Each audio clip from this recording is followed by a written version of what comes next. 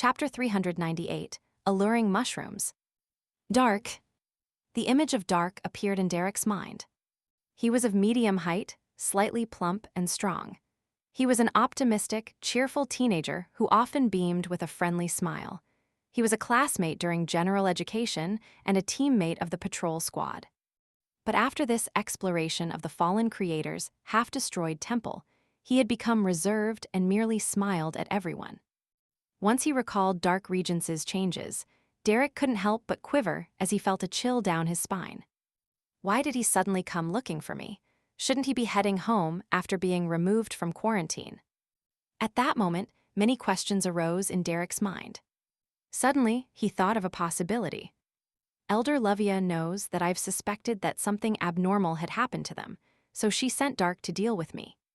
Derek was first shocked and filled with horror, but immediately following that, he felt that it might not be a bad thing. Mr. Hanged Man said, "If there isn't a suitable audience to testify for you, then you might as well use the Beyonder who's monitoring you. And now, the person monitoring me is in that corner. If Dark were to suddenly attack me, then he would definitely expose the fact that there's something wrong with him. This way, even if I don't use Mr. World's item, I can still make things go smoothly." Derek turned his head to look out the window. At that moment, the frequency of the lightning had dropped to its nadir. Only after a minute or two would a bolt of lightning streak across the sky, illuminating half the sky.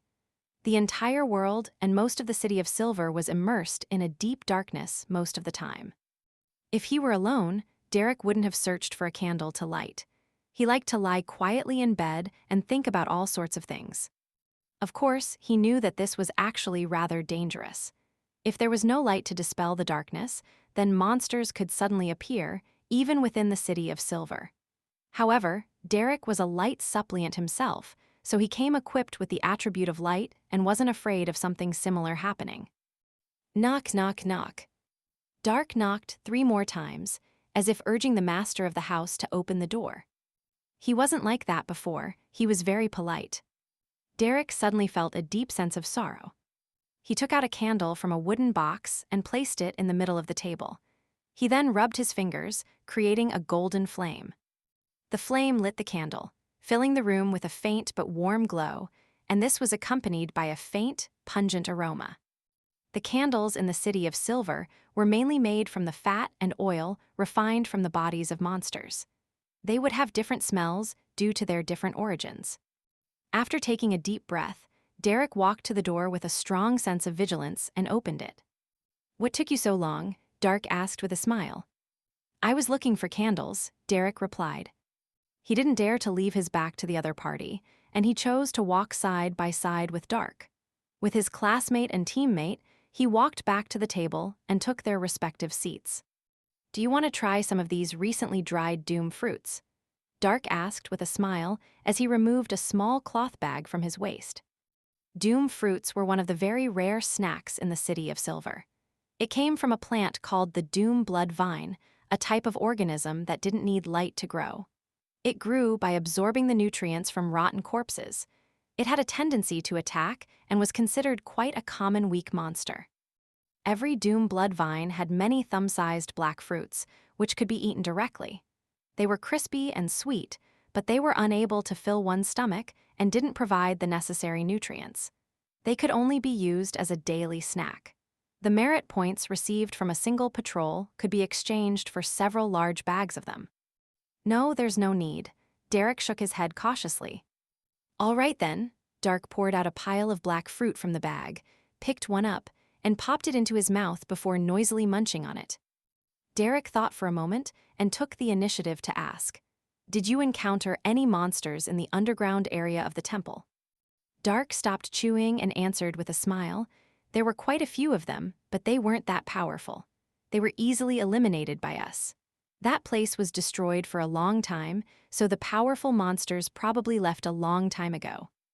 He paused for a second, then he said with the corners of his mouth curled, "We found some strange plants at the bottom of the temple. They looked like mushrooms in the general knowledge class. They were especially bright and looked very appetizing. It's been confirmed that they're edible. They can bring about an enhancement in one's spirituality and strengthen one's body. If it's combined with roasted monsters, then it will emit an unimaginable fragrance. As he said that, he took out a palm-sized mushroom-shaped object from another small cloth bag. The stem was milky white, and the cap was bright crystalline red. It was also dotted with dark golden spots. The mere sight of the plant made Derek gulp a mouthful of saliva, as though he had been starving for days. Under the illumination of the dim candlelight, the beautiful mushroom-shaped object had an alluring luster that whet his appetite in an irresistible fashion. "Here's one for you," Dark smiled warmly. Okay. Derek almost took action immediately as he picked up the mushroom-shaped plant to stuff it into his mouth, but in the end, he forced himself to open his mouth and say, "I'll give it a try tomorrow." Dark didn't say anything else. He pushed the mushroom in front of Derek and continued to eat his doom fruits. With great difficulty, Derek moved his gaze away from the mushroom and asked, "Did you make any discoveries on this expedition?" "Yes." Dark paused his snack eating and held a black doom fruit, replying extremely seriously. "We found a lot of murals, a continuous series of murals. Do you remember that statue in the temple?" "Yes." Derek shot a glance at the mushroom and nodded. A huge cross with a naked man nailed to it while hanging upside down, and its surface was deliberately smeared with a lot of blood. Dark fiddled with the doom fruit in his hand and said, "The newly discovered murals tell us that the builders of the temple believed that the statue represented the Lord who created everything, the omnipotent and omniscient God. They believed that the Lord didn't abandon this land, but instead helped us shoulder the vast majority of our sins when the cataclysm came. Thus, turning from an upright position to upside down, from walking freely to being nailed to the cross and bleeding in our stead. God's grace knows no bounds. We are not the abandoned, but instead, the beloved chosen ones. Without the Lord bearing our sins and shedding blood in our stead, the city of silver would have been destroyed long ago. Humans would have long ceased to exist. But in the outside world, in the lone kingdom where Mr. Hanged Man, Miss Justice, and the others are located, there are no curses, no extreme darkness, no monsters lurking in darkness. We aren't the chosen ones who are beloved." Derek silently retorted inwardly, "If that's true, then we just need to change the symbols and the corresponding honorific name during a ritual, and we can receive the Lord's response again." Dark went on, describing the murals under the temple and speaking of his speculations.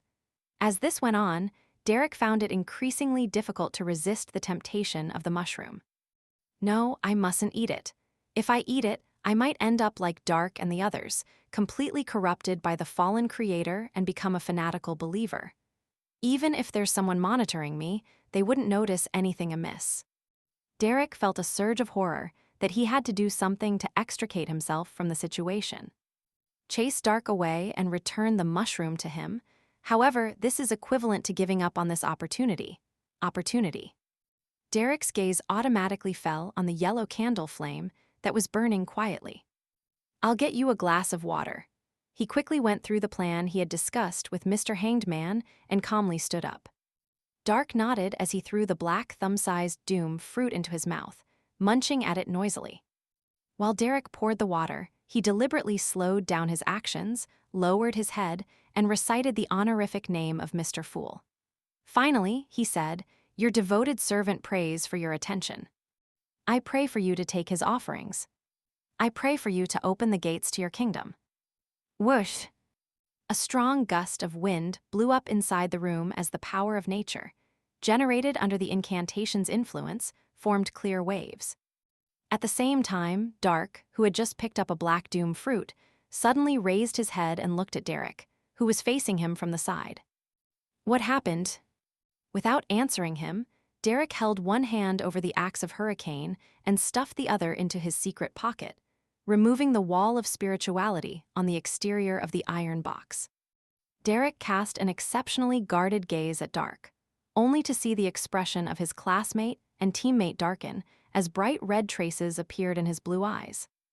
In his hand, the doom fruit strangely shed its outer darkness and transformed into a seemingly pale, fleshy color. It wasn't a doom fruit, but a finger, a bloody finger, a human finger. The pile of doom fruits on the table were comprised of human fingers. The brightly colored mushroom had also changed its appearance. It was no longer as beautiful, and it no longer flowed with an appetizing luster. It was a blood-stained scalp with short black hair. Staring at Derek, Dark opened his mouth, his voice cold and adrift. "What were you doing?" "Backland, 15 Minsk Street." As soon as Klein, who had crawled into the warm world under his quilt, heard what sounded like a prayer from Little Sun, he struggled to get out of bed and conjured a wall of spirituality. He then took 4 steps counterclockwise and went above the gray fog. Seated in the seat that belonged to the fool, he didn't hurry to examine Little Sun's request. Instead, he made the Black Emperor card, paper figurines, and other items appear in front of him on the long bronze table in a neatly arranged order. According to the Hanged Man's plan, the scene of the sun stimulating the mutation of the exploratory team's member would happen during a sacrificial ritual. That way, when the matter was concluded, it would be quite simple to make the object, that was borrowed from the world, disappear from the scene, wiping away all the evidence. After that, all the blame could be pushed onto Ammon. As for Mr. Fool, Klein had agreed to Little Sun's request to simplify the ritual in an uncaring manner. All that was needed to be done were the key steps. At this point, he was waiting for the prelude to the ritual to be completed so that he could respond.